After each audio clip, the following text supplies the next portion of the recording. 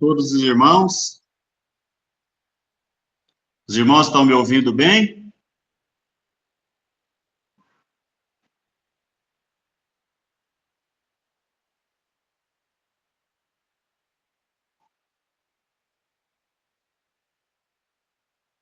Os irmãos estão me ouvindo?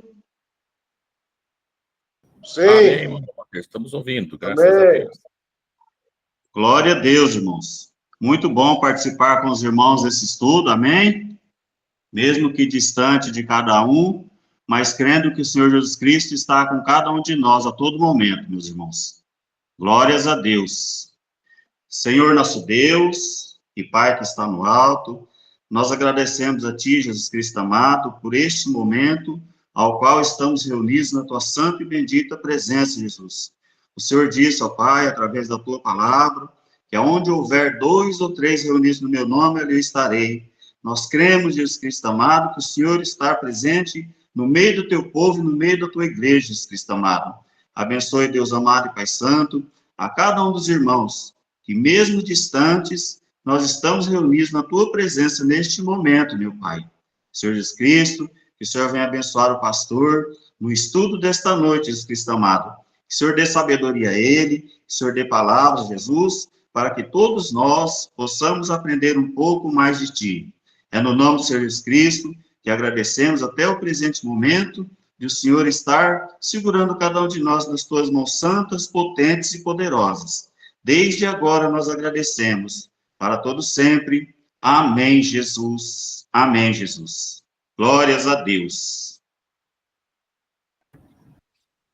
Bom, Pai Senhor Jesus a todos os irmãos, acredito que mais alguns que possam ter chegado, que nós não tenhamos nos falado, Amém, né? Que Jesus. abençoa ricamente a vida de cada um. E também não sei quanto dos irmãos que estão aqui hoje, que estava na semana, aqueles dias atrás, quando nós falamos, né? Da volta do Senhor como um ladrão. E espero Glória que a tenha Deus. sido de edificação para todos, né? Amém, Jesus. E o objetivo, irmãos, de nós estarmos falando, assim, é que é um tema bastante polêmico, bastante complicado, longo, demanda de nós lermos a palavra de Deus, de buscar a Deus, ter o conhecimento bíblico através da oração também. A gente vê sempre que o profeta Daniel, enquanto ele estava estudando as profecias, né, que Deus revela para ele, temos o livro do profeta Daniel, onde tem bastante coisas e que o Senhor vai revelando a ele. E nós também, como igreja, da mesma forma, cabe a gente estarmos orando, buscando a Deus, buscando a direção de Deus, lendo a palavra de Deus, comparando a palavra de Deus. E nos últimos anos a gente tem procurado falar a respeito desse tema do arrebatamento, que é um tema que gera bastante polêmica no mundo cristão, porque cada um de nós viemos de algum segmento evangélico, né? E ouvimos algumas coisas e todos nós temos lá os nossos preconceitos já estabelecidos em relação à palavra de Deus e falamos outro dia.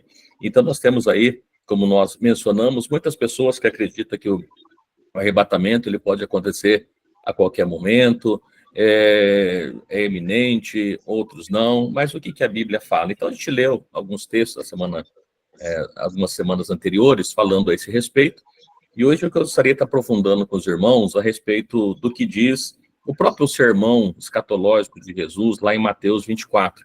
Evidentemente que a gente precisa compará-los também, né, com o que está lá no livro de Marcos 13 e também do Lucas 21, que eles trazem a mesma narrativa com alguns acréscimos e algumas coisas. E nós vamos estar lendo vários versículos do livro de Mateus, no capítulo 24, e à medida que a gente for lendo, se os irmãos for surgindo dúvidas, os irmãos vai anotando aí, e no final a gente vai procurando esclarecer, né, as dúvidas dos irmãos, para que nós possamos estar compreendendo melhor. E eu sei que a gente precisa, pelo menos, dar uma passadinha ali, depois, lendo alguns versículos do profeta Daniel, e algum lá de Apocalipse, sem aprofundar, que não há tempo hábil para isso, senão a gente não conseguiria também. Mas eu gostaria que nós pudéssemos, né, ler junto. Eu vou ler aqui com os irmãos, a gente vai ler aqui 7, 8 versículos, depois a gente vai fazendo algumas pausas para ver o que nós extraímos da palavra do Senhor Jesus. E ainda nosso foco nesta noite é nós estarmos falando a respeito de duas coisas que a Bíblia menciona Aliás, no Mateus 24 foi feito a pergunta para Jesus sobre 3 coisas, né? Foi feito, perguntado a respeito da destruição do templo em Jerusalém, e ele fala também a respeito da volta dele do fim do mundo. Então ele cita lá algumas coisas como o princípio de dores e também a grande tribulação. E o que é, então, o princípio de dores? Nós, hoje, estamos vivendo a grande tribulação ou nós vivemos o princípio de dores? O que é que nós estamos vivendo e o que está por vir ainda, né? Então, esse é o propósito que nós temos nessa noite, de nós estarmos conversando a respeito da palavra de Deus. E, evidentemente, eu vou ler com os irmãos, ou pelo menos citar algumas palavras lá de Marcos também, e Lucas, porque acho que é importante para a gente fazer uma boa compreensão do texto, né? Porque às vezes tem algum detalhe a mais no livro de Marcos, um detalhe a mais no livro de Lucas, e talvez isso também nos causa alguma dificuldade. Então, no livro de Mateus, no capítulo 24, os irmãos, por gentileza, né, se puderem pegar as suas Bíblias e estar nos acompanhando, talvez nós temos aí alguma tradução diferente, mas o conteúdo é o mesmo, né, talvez uma palavrinha ou outra, mas eu acredito que nós todos possamos estar compreendendo. No livro de Mateus, no capítulo 24, no versículo 1, diz assim: quando Jesus ia saindo do templo, aproximaram-se dele os seus discípulos para lhe mostrar a estrutura do templo. Jesus, porém, lhe disse: não vedes tudo isso? Em verdade vos digo que não ficará aqui pedra sobre pedra que não seja derribada. Estando ele assentado no Monte das Oliveiras, chegaram-se a ele os seus discípulos em particular, dizendo: dize-nos, quando serão essas coisas? Né? E embora aqui ele continua, que sinal haverá da tua vinda e do fim do mundo? Então, Jesus, ali na saída do templo, eles mostram para ele, e Jesus, então, fala para ele que não ficaria ali pedra sobre pedra que não seria derrubada. E aí, Jesus, então, quando está em particular com os seus discípulos, lá no Monte das Oliveiras, né, ele diz assim, ó, quando serão essas coisas? Que coisas que ele está perguntando? Evidentemente, a destruição do templo. Quando que aconteceria a destruição do templo? E depois eles perguntam mais, né? Que sinal haverá da tua vinda e do fim do mundo? E aqui, na sequência, Jesus começa a explicar para eles. E às vezes, irmãos, parece que fica alguma coisa um pouquinho meio confuso, porque o que é que se refere, então, à destruição do templo, o que se refere à volta de Cristo e o fim do mundo. Lembrando, os irmãos, né, que a gente gosta de reforçar aqui, que existe o entendimento que haveria, então, um arrebatamento, e um arrebatamento secreto, e esse arrebatamento seria para a igreja, e depois teria grande tribulação para a nação de Israel, e só depois haveria o arrebatamento ou a volta de Jesus para a nação de Israel. Mas, eu gosto sempre de enfatizar para os irmãos que na Bíblia toda, como um todo, a gente não encontra 2 arrebatamentos. A gente vê sempre a respeito da vinda de Cristo. Então, o arrebatamento da igreja, a vinda de Cristo, não são eventos diferentes, conforme vários textos que nós estaremos lendo. E aqui é importante a gente salientar, porque a Bíblia, né, desde Gênesis até o Apocalipse, nós precisamos conhecer, porque Jesus foi dando para nós partes da revelação de toda a palavra de Deus, nós encontramos em toda a palavra dele. Então é importante a gente conhecer os salmos, os profetas do Velho Testamento, porque ele traz para nós palavras que complementam o que está no Novo Testamento, inclusive no livro de Apocalipse, né? Falei com os irmãos ainda na semana anteriores, que o livro de Apocalipse, né, é interessante, que diz assim, é revelação de Jesus Cristo. Então, primeiro que se é revelação, não é algo que é para ficar escondido, é algo que está revelado, que nós podemos compreender, é lógico que sempre à luz das Escrituras. Eu participei uma vez de um curso com o pastor Wilson, né, ele dizia assim, irmãos, olha, a gente pode ler livros, a gente pode participar de estudos, podemos participar de todos, mas a Bíblia, ela é autoexplicativa, ou seja, toda a explicação da Bíblia precisa ser através da Bíblia. Podemos usar outros recursos, mas a explicação tem que estar sempre pautada na Bíblia. E aqui, voltando, né, então perguntaram para Jesus essas 3 coisas, né, a destruição do templo, a vinda dele e o final do mundo, que sinais que isso haveria. E é importante também, eu cheguei a mencionar, acho que há 15 dias atrás, que os sinais, eles servem para nos orientar das coisas que estão no futuro e não das que estão no passado.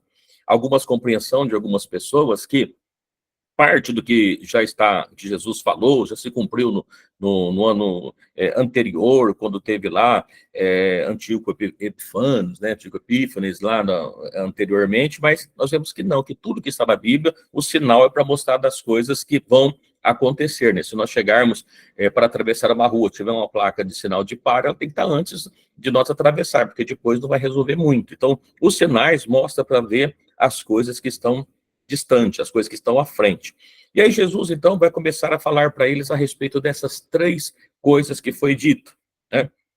E aqui é interessante a gente ver que, assim, respondendo-lhe, e Jesus respondendo disse, acautelai-vos. É importante, irmãos, a gente para fazer uma pequena pausa aqui nesse versículo, acautelai-vos, essa palavra que Jesus estava falando com as pessoas, assim, ó, tomem cuidados, preste atenção, que ninguém vos engane, porque no futuro haveria coisas que levariam as pessoas a serem enganadas, né?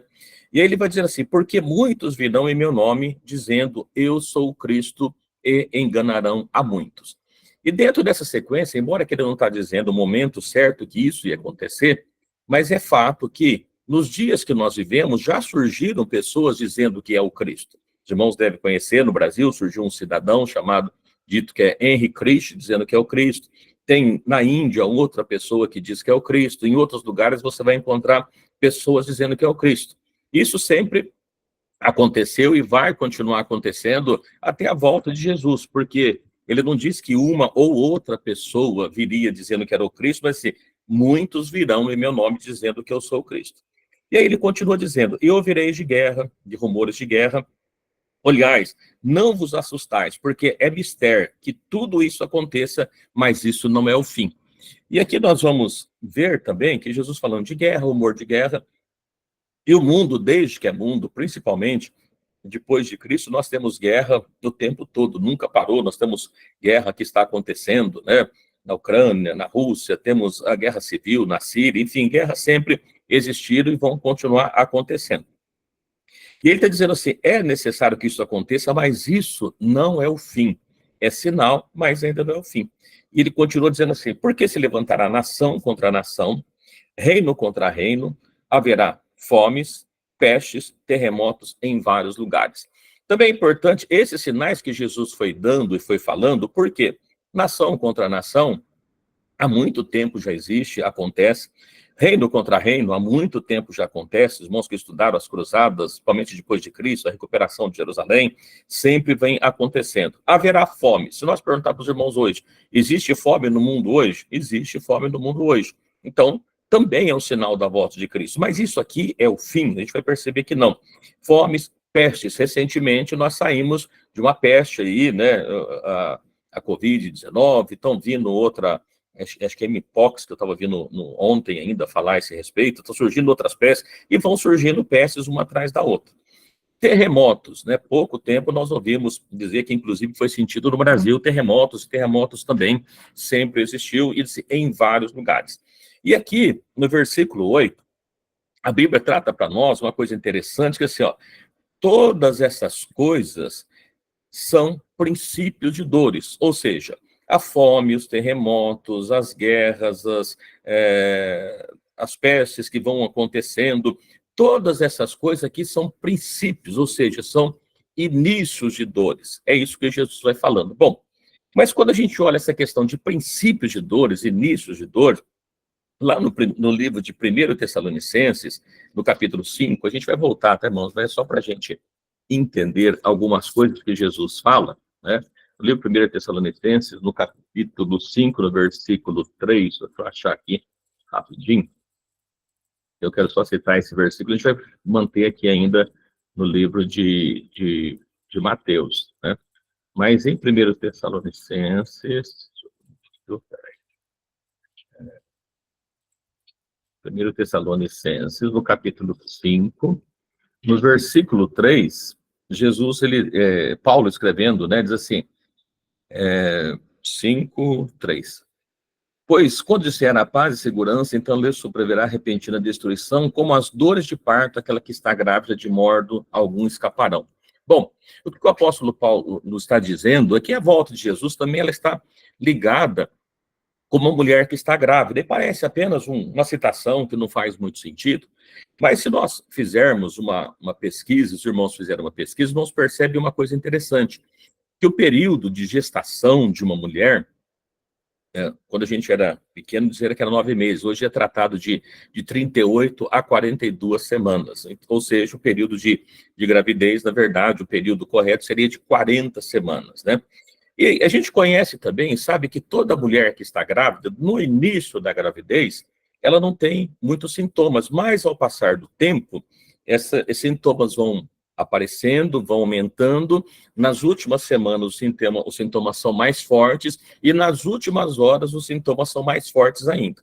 Então, tudo que Jesus está falando aqui como princípio de dores, comparando com uma mulher que está grávida, significa o quê? Que sempre existiu guerra, sempre existiu fome, sempre existiu pestes, sempre existiu terremotos, mas nos últimos dias, nos últimos tempos, isso seria intensificado, vai aumentando porque vai dando o momento de dar à luz. Então, é o momento que as dores vão sendo aumentadas. E ainda no versículo 9, ele continua dizendo assim, então, ou seja, continuando ainda os princípios de dores, vos hão de entregar para serdes atormentados, e matar-vos-ão, e sereis odiados por todas a gente por meu nome.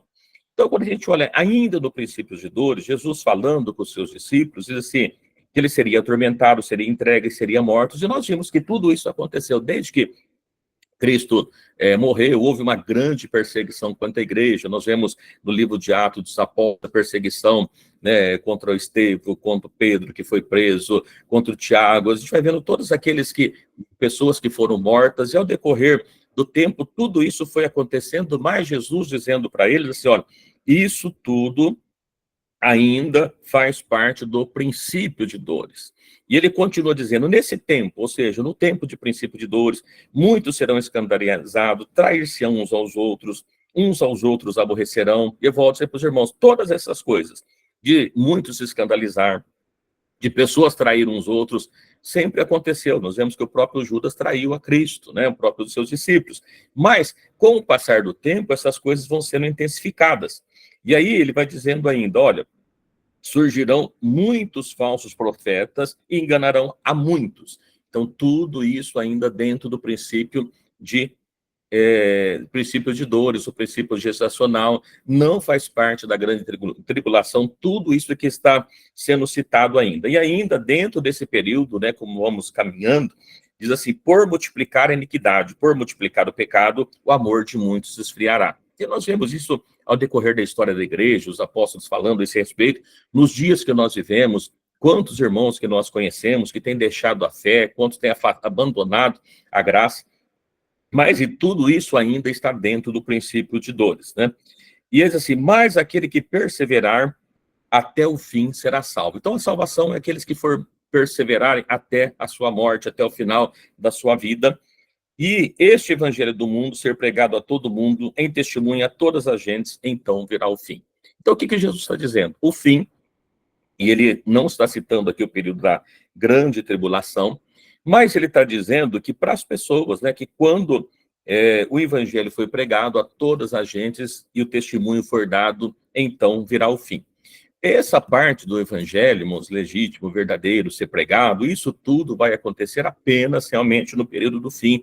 Antes disso, o evangelho vai sendo propagado, mas o tempo do fim é que vai chegar a todas as gentes, conforme diz a palavra de Deus. Bom, no versículo 15, aqui começa a surgir alguns problemas para nós. E antes de ler o versículo 15, do livro de Mateus 24, eu quero primeiro, vou deixar aí em aberto, a gente vai lá para o livro de Lucas, no capítulo 21, porque eu acho que é interessante a gente fazer uma leitura também aqui de Lucas 21, para entender um pouquinho do que está falando a palavra de Deus, para não ficar dúvidas, né? A esse respeito, porque Jesus ele vai falando, como disse para os irmãos, no livro de Mateus 24, no livro de Marcos 13, e também no Lucas, capítulo 21, ele trata essas mesmas palavras, mas aqui tem uma questão que às vezes chama atenção para a gente. Eu vou só fazer a leitura do versículo 5 para frente, depois a gente faz uma parada e para a gente fazer uma comparação do que ele está dizendo, tá bom? Então, vai ser uma leitura rápida, porque é a mesma questão que nós já lemos aqui, e eu acho que não tem dúvida em relação a isso. Dizendo, Lucas 21:5, e dizendo alguns a respeito do templo que estava ornado de formosas pedras e dádiva, disse: quando essas coisas vedes que virão, dias virão, em que se não deixará pedra sobre pedra que seja derribada. E perguntaram: mestre, quando serão essas coisas? Ou seja, derrubar as pedras. Que sinal haverá quando isso estiver para acontecer? Então disse-lhe: vedes que não vos engane, porque virão muitos em meu nome, dizendo: sou eu, o tempo está próximo, não vades por conta após eles. E quando ouvir de guerra, sedições, não vos assusteis, porque é necessário que isso aconteça, mas não é o fim. O fim não é logo. Então lhe disse: levantar-se-á nação contra nação, reino contra reino, haverá em vários lugares grandes terremotos, fomes, pestilências, haverá também coisas espantosas e grandes sinais no céu. Mas antes de todas essas coisas, ou seja, o que Jesus está falando desses grandes sinais, de coisas espantosas, antes dessas coisas acontecer, ele está dizendo que lançarão mão de vós e vos perseguirão, entregando-vos às sinagogas, prisão e conduzindo-vos à presença de reis e governadores por amor de meu nome, que aconteceu com os discípulos. E vos acontecerá isso para testemunho. Proponde, pois, em vosso coração não premeditar como você deveis responder, porque eu vos darei a boca e sabedoria que não poderão resistir nem contradizer todos quantos se opuserem. Até pelos pais, irmãos, parentes e amigos sereis entregues e matarão alguns de vós. E de todos sereis odiados por causa do meu nome, mas não perecerá um único cabelo da vossa cabeça. Na vossa paciência possuía a vossa alma. Então isso aconteceu, alguns foram mortos, outros foi poupado, né, como nós falamos aqui. E no versículo 20, ele traz para nós uma informação que às vezes gera algum entendimento diferente do que a gente vê lá no livro de Mateus. Qual que é? Lucas 20:21 diz assim: mas quando virdes Jerusalém cercada de exército, sabei então que é chegada a sua desolação. E aqui, irmãos, eu falei para a gente fazer uma pausa, porque Jesus continua falando, né? E aí fica a pergunta: olha, Jerusalém já foi cercada de exército? Os irmãos podem dizer assim: sim, Jerusalém foi cercada de exército. Quando? Olha, desde o ano 66 e meados, né, e meio, antes do ano 67, quando Nero coloca fogo em Roma e acusa os cristãos, iniciou uma grande perseguição contra a igreja. E aí, Jerusalém passa a ser cercada porque eles tentam invadir Jerusalém. E Jerusalém fica cercada por 3 anos e meio. E no ano 70, já no governo, né, do imperador Vespasiano, quando Tito era o general, depois de 3 anos e meio a cidade cercada, eles invadem Jerusalém, destroem Jerusalém, e o povo são esparramados. Inclusive no versículo 24, assim: e cairão a fio das espadas, e para todas as nações serão levados cativos, e Jerusalém será pisada pelos gentios, até que os tempos dos gentios se complete. Ora, e aí, como é que fica? Então, o tempo dos gentios, nós estamos no tempo dos gentios? Estamos. Isso aconteceu no ano 70? Aconteceu. Jerusalém foi cercada, Jerusalém foi destruída, as pessoas foram esparramadas pelo mundo, e então se cumpriu tudo, não sobrou mais nada. Mas quando a gente dá uma olhadinha, né, que isso aconteceu de fato, Jerusalém foi cercada, mas aí eu quero voltar com os irmãos lá para o livro de Mateus, capítulo 24, versículo 15, que ele vai tratar essa informação, mas ele trata para nós com algum detalhe diferente, né? Então, Mateus, capítulo 24, versículo 15, diz assim: quando, pois, virdes que a abominação da desolação, de que falou o profeta Daniel, está no lugar santo, quem lê, entenda. Aqui, irmão, surge uma outra questão. Por quê? Porque ele está falando de uma abominação, de desolação, de Jerusalém ser desolada, mas ele está falando do que o profeta Daniel falou. Ora, será que é a mesma coisa que está lá em Lucas 20:21? Porque ele fala de uma desolação que chegou, isso aconteceu, Jerusalém foi destruída, estamos no tempo do gentil, só que Lucas ele não menciona a desolação do profeta Daniel. E ainda no livro de Marcos, eu vou ler com os irmãos quiserem anotarem para ler depois, no livro de Marcos, capítulo 13, só para a gente fazer o entendimento exato de todos esses textos, né? No livro de Marcos, capítulo 13, versículo 14, ele diz assim: ora, quando vós virdes a abominação da desolação, voltando, ora, quando virdes a abominação do assolamento que foi predito estar onde não deve estar, quem lhe entenda, então os que estiverem na Judéia fujam para os montes. E aqui ele fala de uma coisa, quem lhe entenda, e é o que aqui está aí no livro de Mateus, capítulo 24, versículo 15. Bom, antes de nós dar sequência, mas espera aí, o profeta Daniel falou a respeito de uma desolação em Jerusalém. Mas essa profecia do profeta Daniel, ela foi do ano 70 ou é uma outra desolação? E aí, eu não vou ter tempo para a gente entrar no livro do profeta Daniel, que a gente precisaria de bastante tempo para ler o profeta Daniel, mas se os irmãos puderem, eu quiser deixar aí aberto no livro de Mateus 24, irmãos, que é o nosso foco, mas eu queria que os irmãos pudessem ler, né, dar um pulinho lá no livro do profeta Daniel, para a gente ler algumas coisas. O profeta Daniel, ele fala de uma desolação que viria, que aconteceria, e o que Jesus está falando aqui é de uma Jerusalém cercada, de uma desolação, mas não é uma desolação qualquer, a não ser aquela que foi dita pelo profeta Daniel. E o profeta Daniel fala de uma desolação que aconteceria, e ele fala isso em 3 versículos diferentes. Ele fala no livro de Daniel, no capítulo 9, versículo 26 e 27. Então, no versículo 26, 27, está falando da 70 semana de Daniel. E, evidentemente, que a gente também precisaria de um dia só para falar das 70 semanas de Daniel, porque tem bastante coisas para a gente entender o que essas são essas semanas. Mas ele está dizendo, né, Daniel 9, 26, o seguinte, que depois das 62 semanas será tirado o Messias e não será mais, e o povo do príncipe que há de vir destruiria a cidade, e o seu fim será como uma inundação. E até o fim haverá guerra, estão determinadas assolações. Aqui, irmãos, ele está dizendo o seguinte, olha, Cristo morreria ao final das 62 semanas, estaria uma semana, mas antes, né, ou melhor, depois de Cristo ser tirado, viria um povo de um príncipe. Primeiro vem o povo, para depois vir um príncipe. E esse povo que veio, realmente, eles destruíram a cidade, o exército comandado por Tito no ano 70. Então, está mencionando exatamente desse evento. Diz assim, olha, que vir destruir a cidade e o seu fim será como inundação, até o fim haverá a guerra, estão determinadas assolações. Correto, haveria assolações até o final. Porém, no versículo 27, ele está dizendo o seguinte, e às vezes algumas pessoas dizem, esse ele aqui é Cristo, mas na verdade a gente não pode entender, não podemos esquecer que o Messias, ele foi cortado ao final das 62 semanas. Então, se ele foi cortado ao final das 62 semanas, não pode vir depois.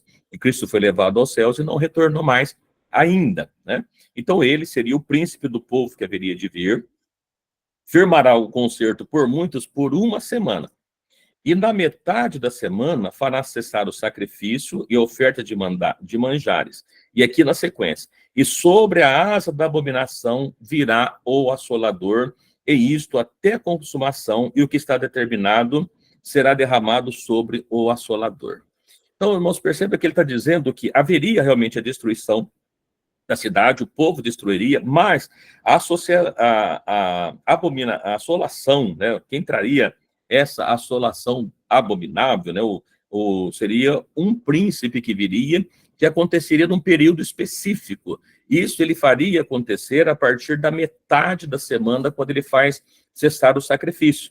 E aqui nós não podemos entender, então, que essa desolação que está escrita no livro de Mateus, capítulo 24, do profeta Daniel, não é o que aconteceu no ano 70, ainda que nós podemos entender que Lucas, ele fala, e foi realmente destruído, e nós estamos no tempo do gentio, mas a cidade foi destruída, e não foi uma assolação pelo esse abominável, por esse príncipe que há de vir ainda, que não veio. Então, para um tempo futuro, para um tempo do fim.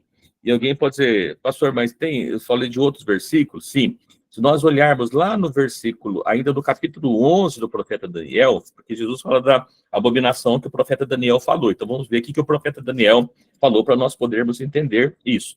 No livro do profeta Daniel, no capítulo 11, no versículo 31, E aqui o capítulo 10, o capítulo 11, está falando de uma guerra duradoura que aconteceria. Isso aconteceu quando o Império Grego assumiu, surgiu um homem chamado Antíoco Epifânios, né, como os irmãos devem conhecer, deve ouvir falar dele, que ele fez sacrifício lá em Templo de Jerusalém, que sacrificou porco sobre o altar. E aqui ele traz uma informação dizendo o seguinte, a gente não dá para entrar nesse porquê nesse momento, mas está dizendo no versículo 31, sairão a ele uns braços que profanarão o santuário e a fortaleza e tirarão o contínuo sacrifício, estabelecendo a abominação assoladora. Ora, essa abominação assoladora, ela aconteceria quando fosse tirado o sacrifício contínuo.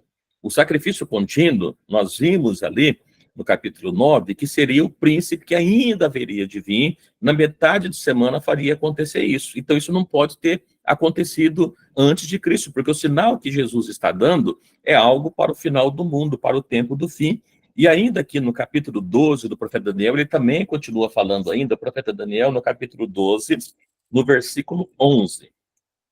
Ele trata aqui exatamente desse período, né? Se nós começarmos lendo no capítulo 12, fala que naquele tempo, ou seja, num tempo específico do fim, levantaria Miguel, o grande príncipe, que levanta os filhos do teu povo. Haverá um tempo de angústia, qual nunca houve, desde que houve nação até aquele tempo. Então ele está dizendo assim, olha, vai haver um tempo de angústia.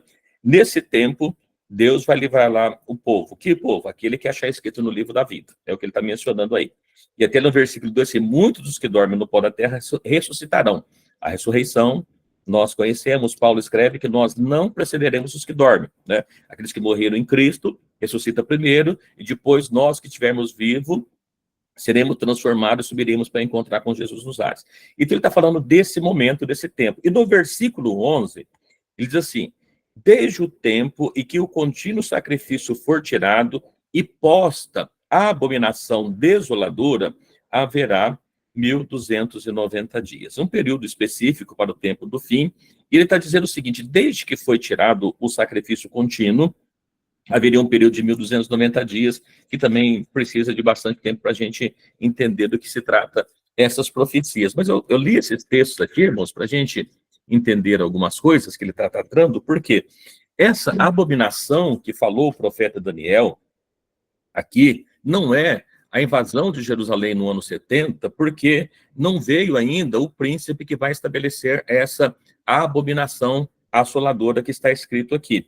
E aí, no versículo seguinte, ele vai dizendo os que estiveram na Judéia, né, que fujam para os montes, que estiver no telhado, não desça, tirar alguma coisa da casa, quem estiver no campo, não volte atrás a buscar as suas vestes. Ai das grávidas que amamentam naqueles dias, e orai para que a vossa vulga não aconteça no inverno nem no sábado. E aí, ele está dizendo no versículo 21, porque haverá então uma grande aflição. Então perceba que antes de Jerusalém, dessa desolação de Jerusalém que ele menciona, ele está falando de princípio de dores, foi o que aconteceu. Mas agora, quando é estabelecido essa desolação assoladora pelo abominável aqui da desolação, ele diz assim, haverá então uma grande aflição. Então, perceba aqui agora que ele está tratando não de uma aflição, mas de uma grande aflição, como nunca houve desde o princípio do mundo até agora, nem tampouco jamais haverá. E se aqueles dias não fossem abreviados, nenhuma carne se salvaria. Então, dizendo para os irmãos, olha, então, essa grande aflição que haveria é só nesse período depois que Jerusalém estivesse passando por essa assolação. E nós lemos aqui no capítulo 12 de Daniel, só reforçando para os irmãos, né, no capítulo 12, verso 1, diz assim, naquele tempo se levantará Miguel, o grande príncipe, que levanta pelos filhos do teu povo, e haverá um tempo de angústia, como nunca houve, desde que houve nação até aquele tempo. Ou seja, um tempo determinado, um tempo no fim, né, que deveria acontecer. Inclusive é dito para Daniel, né, que ele iria e repousaria, que aquilo não era para o tempo dele, que era para tempos distantes, conforme diz aqui. Então, a mesma palavra que está dita pelo profeta Daniel, no capítulo 12, um tempo de angústia como nunca houve e nunca haverá. Então, esse é o momento realmente da grande aflição que está para vir sobre a face da terra, que ele menciona. Esse é o período da grande aflição, mas ele só acontece depois de que Jerusalém fosse estabelecida, né, a grande abominação, e não se trata ali do ano 70, porque é para um período futuro que alguém colocaria ali. E ainda, concluindo esse texto aqui, né, ele diz assim, isso é no versículo 23. Então, ou seja, nesse período de grande aflição, assim como já houve, né, no período do princípio de dores, se alguém vos disser, eis que o Cristo está ali, não deis crédito, porque surgirão falsos cristos, falsos profetas, inclusive no livro de Apocalipse, ele fala a respeito da besta e do falso profeta, mas ele fala que surgiria falsos profetas, que farão grandes sinais e prodígios, que se possível fosse, enganaria até os escolhidos, e eis que vos tenho predito. Então, Jesus já estava avisando que isso ia acontecer. E é importante, irmãos, a gente fazer um paralelo aqui, porque quando Deus manda Moisés ir lá falar com o faraó no Egito, a gente percebe que os primeiros sinais, os primeiros milagres que Moisés faz, né, que ele pega a água e transforma em sangue, os magos também fizeram isso, os magos lá do Egito. Quando ele joga seu cajado, que ele se transforma em serpente, os magos também fazem isso. Ou seja, o diabo, a Bíblia fala que ele se transfigura em anjo de luz, ele opera também alguns milagres. E no período final da história, o diabo vai estar fazendo grandes sinais, a besta, o falso profeta, como são chamados, também estará realizando. Então, esse período de grande aflição está aqui. Os irmãos, perceba que ele está falando para a igreja, não houve arrebatamento até agora, o momento que ele está citando da vinda dele, ele não falou que ele veio até agora, mas essas coisas estão acontecendo, né? Então vai estar surgindo. E aí ele vai dizendo, porque se vos disserem que ele está no deserto, não saiais, se está no interior, não acrediteis. Por quê? Porque a volta de Cristo, inclusive com o versículo 27, que a gente vai ler agora, não é algo secreto, aquele algo que ninguém vai ver, que ninguém vai perceber. Ele está dizendo o seguinte, porque assim como o relâmpago sai do Oriente e se mostra até o Ocidente, assim também será a vinda do Filho do Homem. O que ele está dizendo? Olha, tudo que está acontecendo, a vida do homem não aconteceu, a vida do Filho do Homem. Jesus não voltou ainda, ele não retornou. Por quê? Como o relâmpago sai do Oriente, eu já até falei na quarta-feira anterior com os irmãos, às vezes as pessoas assim, não, como relâmpago, então é algo muito rápido. Mas, irmãos, perceba que o texto ele não está falando de velocidade, ele está dizendo assim, como o relâmpago se mostra, ou seja, algo visível, que nós olhamos, vemos, então ele está dizendo, assim como o relâmpago sai do Oriente, se mostra no Ocidente, assim vai ser a volta do Filho do Homem. Ninguém precisa ficar preocupado, dentro do contexto que nós estamos lendo aqui, veja que ele está dizendo assim, vão surgir muitos falsos cristos, mas se disser para vocês, olha, está no deserto, não saiais, ele está no interior da casa, não acrediteis. Por quê? Porque ele não veio ainda. E a volta dele vai ser visível, perceptível, todo mundo vai saber que ele voltou, né? E até a Bíblia fala que ele virá com alaridos, com a trombeta de Deus. Então, se todo mundo vai perceber que realmente Jesus já voltou. E aí, o que ele conclui? No versículo 29. E logo depois das aflições daquele dia, né, quando terminar a aflição daquele dia, da grande tribulação sobre a face da terra, o sol vai escurecer, a lua não dará sua luz, as estrelas cairão do céu, as potências do céu serão abaladas. Então aparecerá o sinal do Filho do Homem, e todas as tribos se lamentarão e verão o Filho do Homem vindo sobre as nuvens com poder e grande glória. Então aqui, reforçando para os irmãos, depois que acontecer essas coisas, as potências do céu vão ser abaladas, e então vai aparecer o sinal do Filho do Homem, e todas as tribos, né, não é só a nação de Israel, todas as pessoas verão o sinal do Filho do Homem vindo sobre as nuvens com grande poder e glória. Algo magnífico que todas as pessoas vão ver. E aqui, antes da gente seguir aqui, é uma coisa tão interessante, porque ele está dizendo o seguinte, somente depois das aflições, somente depois da grande tribulação, é que as potências do céu estão sendo abaladas, né? E eu disse para os irmãos que é importante a gente ler os profetas, por quê? O profeta Joel, ele falou a esse respeito. Se os irmãos lembrar lá no livro do profeta Joel, no capítulo 2, só reforçar, pegar a Bíblia aqui, no capítulo de Joel, capítulo 2, ele fala para nós, no versículo 2, versículos 30. E mostrarei prodígios no céu e na terra, sangue e fogo, colunas de fumaça, o céu se converterá em trevas, a lua em sangue, antes que venha o grande e terrível dia do Senhor. Então veja que antes que Jesus volte, o sol, a lua, as estrelas estarão passando por destruição, estarão sendo abaladas, estão caindo. E quando que isso acontece? Justamente aqui, depois das aflições daquele dia, ou seja, depois do período da grande tribulação, é que isso vai estar acontecendo. E ainda, irmãos, eu falei que eu falava para os irmãos fazer uns paralelos, só para a gente entender, temos uns minutinhos ainda, né? Só para a gente entender, quando a gente olha lá para o livro de Apocalipse, né? A gente vai voltar para Mateus 24, mas só para a gente fazendo os links de onde estão isso que Jesus falou, no livro de Apocalipse, no capítulo 6, o livro de Apocalipse, capítulo 6, quando ele está falando da abertura dos selos, né, que é aberto os selos, nós vamos ver isso que o profeta Joel falou também, né, isso que Mateus fala das potências do céu sendo abalada, né, nós vemos aqui no livro de Mateus, no capítulo 6, do versículo 9. Versículo 9. Aberto o quinto selo, vi debaixo do altar as almas dos que foram mortos por amor da palavra de Deus e por testemunhos que deram. Então já aconteceu a grande tribulação. As pessoas que morreram por causa do testemunho de Jesus. E clamavam com grande voz: até quando, ó verdadeiro e santo dominador, não julgas e vinga o sangue dos que habitam sobre a terra? E foi dado a cada um comprido as vestes, dito que repousasse ainda um pouco de tempo, até que se completasse o número dos seus conservos, irmãos, que havia de ser morto como eles foram, na grande tribulação. E havendo aberto o sexto selo, olheis e eis que veio um grande tremor sobre a terra. O sol tornou-se negro como um saco de silício, a lua se tornou como sangue, as estrelas do céu caíram sobre a terra como a figueira lança de si os seus figos verdes, abaladas por um vento forte. O céu retirou-se como um livro que enrola, e todos os montes e ilhas foram removidos do seu lugar.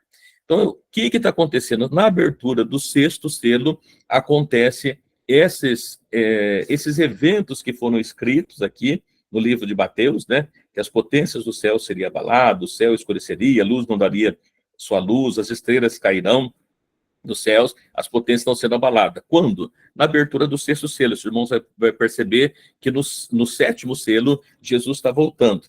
E ainda, né, aproveitando no capítulo 8, né, porque também em contrapartida enquanto os selos estão sendo abertos, as trombetas estão sendo tocadas, no capítulo 8, versículo 10, o anjo e o terceiro anjo tocou a trombeta, e caiu do céu uma grande estrela, ardendo como uma tocha, e caiu sobre a parte dos rios e das fontes. O nome da estrela era Absinto, e a terça parte das águas tornou-se em abismo, e muitos homens morreram das águas, porque se tornaram amargas. No versículo 12, o quarto ano tocou a trombeta, e foi ferida a terça parte do sol, a terça parte da lua, a terça parte das estrelas, para que a terça parte deles se escurecesse, a terra e a terça parte do dia não brilhasse, e semelhante à noite. Então a gente vê que aqui, enquanto está sendo tocada também a trombeta, a terceira e quarta trombeta, e isso também acontece. E também ainda, só para a gente aproveitar, que está junto, né, embora esteja em capítulos para frente, mas enquanto, lá no livro de Apocalipse, capítulo 16, enquanto fala das taças da ira de Deus, no capítulo 16, do versículo 8, no versículo 8, dizendo assim: ó, o quarto anjo derramou a sua taça sobre o sol, e foi permitido que abrasasse os homens como um fogo. Os homens foram abrasados com grandes calores, blasfemaram o nome de Deus, que tem poder sobre essas pragas, e não se arrependeram para dar glória. O quinto anjo derramou a sua taça sobre o trono da besta, o seu terno se fez tenebroso, os homens mordiam a língua de dor, e por causa das suas dores, por causa das suas chagas, blasfemaram do Deus do céu e não se arrependeram das suas obras. Verso 12. O sexto anjo derramou a sua taça sobre o rio Eufrates, a sua água secou-se, que se prepara o caminho para os reis do Oriente. Então a gente percebe, irmãos, que esses eventos que Jesus falou no livro de Apocalipse, no livro de Mateus, né, no capítulo 24, que estaria acontecendo, né, voltando para Mateus 24, que Mateus 24, verso 19, depois dessa aflição daquele dia, ou seja, da grande tribulação, depois desse evento, o sol escureceria, né? O sol escurecerá, a lua não dará luz, a sua luz, as estrelas cairão do céu, a potência do céu será abalada. Aí depois é que temos a volta de Cristo. Esses eventos também foram profetizados pelo profeta Joel, que aconteceria dessa forma. Nós vemos na abertura do selo, nós vemos o toque da trombeta, e nós vemos no derramamento das taças que estavam sendo derramadas sobre a face da terra, né? As taças da ira de Deus. Então, esse capítulo 24 de Mateus, ele faz essa transição desde a destruição do templo, destruição de Jerusalém, os primeiros dores, os primeiros eventos que vêm acontecendo até a grande tribulação. Então, às vezes, nós já chegamos na grande tribulação? Não, ainda nós não chegamos na grande tribulação. Porque, de acordo com o que diz o texto, esse evento aconteceria, né? Essa abominação que falou o profeta Daniel. E o profeta Daniel fala de um príncipe que haveria, e esse príncipe é que estabeleceria essa abominação que ele está dizendo ali. Então é importante para nós verificarmos, irmãos, que esse texto está trazendo para nós, né, e depois nós não lemos, mas se nós tivermos a oportunidade de ler o profeta Daniel, nós vamos ver que esse homem é chamado de um chifre pequeno, que ele cresce, a Bíblia fala de um abominável, da assolação, o apóstolo Paulo escreve dele como sendo iníquo, o filho da perdição. Quando nós vamos para o livro de Apocalipse, ele fala da besta, do falso profeta. Esse personagem é o mesmo, ele que vai trazer a assolação desoladora de acordo com os textos, né? Ainda que Jerusalém foi invadida no ano 70, mas esse evento que está no livro de Mateus, capítulo 24, é um evento para o futuro, para o tempo que ainda há de chegar. Então, é importante a gente ter isso em mente aqui, para que a gente possa fazer essas comparações, enxergando aquilo que Jesus fala, né, a respeito de Mateus 24. E ele continua, né, o tempo, ele vai dizendo que vai enviar os seus anjos. Então, esse enviar os seus anjos, que agora é Mateus 24, 31. Ele enviará os seus anjos com um rijo, clamor de trombeta, os quais ajuntarão os seus escolhidos desde os quatro ventos de uma ou outra extremidade. Esse texto também é importante para nós, irmãos, dizendo o seguinte, que quando isso vai acontecer? Quando Cristo vai enviar os seus anjos para buscar os seus escolhidos? É o arrebatamento da igreja.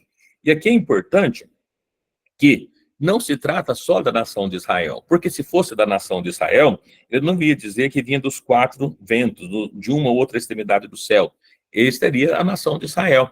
Mas ele vai trazendo para todas, né, as palavras, para todas as pessoas, todos os salvos de todos os tempos, e ainda ele vai citar ali da parábola da figueira, que a gente não vai entrar hoje, porque a gente precisaria de um dia só para falar da parábola da figueira, a gente não tem tanto tempo assim.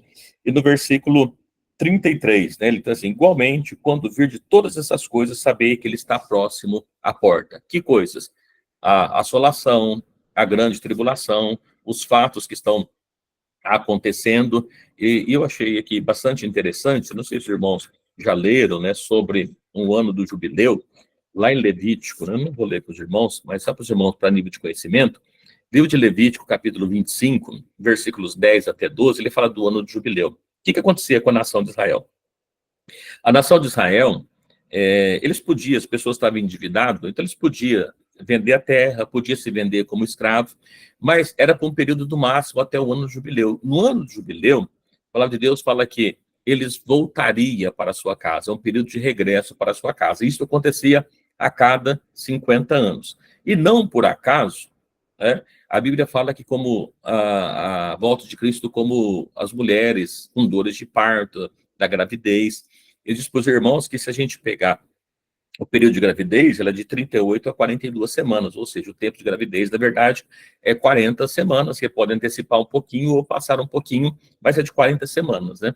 E se a gente pegar aqui, o ano do jubileu é o ano de retorno para nossas casas, de retornar à nossa possessão, se nós pegarmos lá, e existem vários textos, né, que a gente poderia trabalhar, por exemplo, a vida de de Moisés, ela se dá em 3 fases de 40 anos. Por que 3 fases de 40 anos? Né? Poderíamos pensar um pouquinho a esse respeito. Quando a gente fala período do Reino Unido, né, que nós tivemos o rei Saul, o rei Davi, o rei Salomão, todos eles reinaram também por um período de 40 anos. Então já perguntaram por que 40 anos? 40, 40 e 40?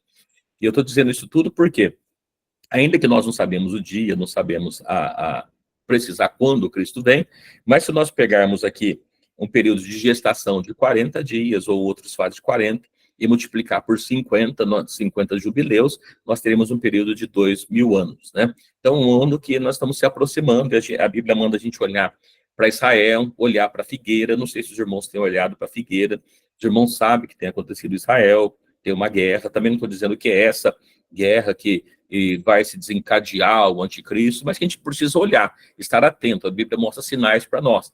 E aí outras nações começam entrando, mas o que eu estou dizendo para os irmãos é que nós não temos tanto tempo assim, como muitas pessoas pensam, e o apóstolo Pedro diz assim: olha, as pessoas sugeriam pessoas, escarnecendo, assim, onde está a promessa da tua vinda? Porque os nossos pais já diziam esse respeito, né? Então muitas pessoas dizem, não, desde que eu sou criança, eu ouço falar da volta de Cristo, mas isso vai demorar muito. Irmãos, a volta de Cristo não demora muito. É necessário nós, como igreja, estarmos preparados para que nós possamos estar com a nossa mão, né, com nossos vasos cheios de azeite para a volta do Senhor Jesus. Então, é importante a gente estar pronto para esse evento tão glorioso. Então, aqui nós temos esses eventos. Eu citei para os irmãos aqui alguns textos, né, do profeta Daniel, peguei aqui um pouquinho de Apocalipse, mas só para fazer esse paralelo com os irmãos aqui, os irmãos podem ler também depois Marcos 13, né, que fala a esse respeito, e Lucas 21 também, para que comparem um pouquinho melhor esses textos, fica mais fácil para a gente compreender, tá bom? Então, o que eu queria passar para os irmãos nessa noite, sobre o profeta, sobre o livro de Mateus 24, seria esses pontos. Eu não vou entrar na parte da figueira, né, porque a gente precisaria de bem mais tempo para nós estarmos falando a respeito da figueira, quem que é a figueira, qual que é a geração que a Bíblia menciona, porque fala, não passa essa geração sem que tudo isso aconteça, mas é um assunto que a gente pode deixar para uma outra ocasião, e que Jesus abençoa grandemente a vida dos irmãos, e é isso que eu queria estar compartilhando com os irmãos aqui. Estamos já quase às 9 horas, né, e eu quero deixar aí, se ficou alguma coisa que a gente falou, que não ficou muito claro, que a gente vai correndo para passar para os irmãos, né, ver se a gente consegue finalizar. E eu sei que é muitas informações, mas se ficou alguma coisa que os irmãos queiram falar, perguntar, quero deixar à disposição para a gente estar conversando um pouquinho a esse respeito também, tá bom? Deus abençoe a cada um dos irmãos. E se os irmãos quiserem falar, fique à vontade.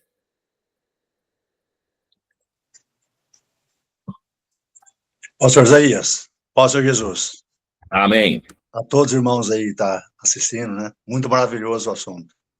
Só uma pergunta que ela parece que ela não se cala. A igreja, ela é gentílica, né? A noiva vai ser arrebatada. Sim. Ela passará esse período de prova, de aflição. Ela vai ser algo que realmente vai suceder? Ou a igreja, ela não vai passar por esse período? Que Sim. manda observar a figueira, né? Uhum. Os tempos que estão acontecendo, as pestilências, a fome, a guerra.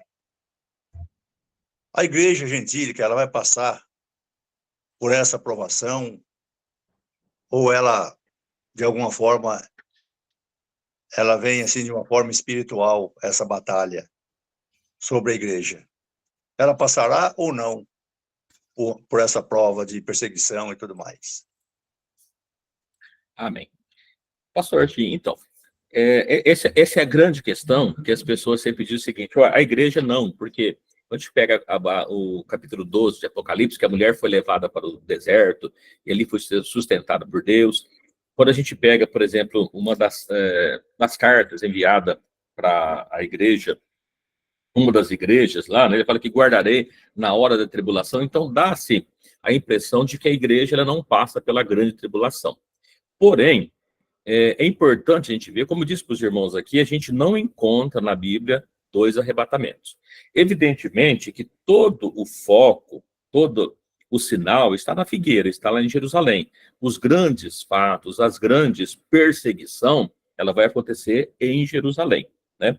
Mas a igreja, eu quero ler com os irmãos aqui um texto, olha que coisa interessante. No livro de Apocalipse, capítulo 7, se os irmãos puderem acompanhar, a gente vai perceber umas coisas interessantes, né? É bom a gente ler só para fixar. No livro de Apocalipse, capítulo 7, versículo 9, Apocalipse 7, 9,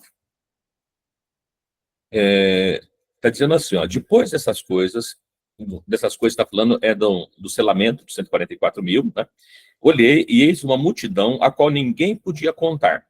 Quem são essa multidão? No versículo 9 ele diz assim, de todas as nações, não é só de Israel, todas as nações, tribos, povos, línguas que estavam diante do trono, perante o cordeiro trajando vestes brancas e com palmas nas suas mãos. Então, essa multidão que está aqui é de todas as nações, não é só a nação de Israel. E aqui a gente fala assim, mas do que eles estão fazendo aqui? Por que eles estão diante do cordeiro? Eles morreram. Mas olha o que está dizendo assim, e clamava com grande voz, dizendo, salvação ao nosso Deus que está sentado no trono e ao cordeiro.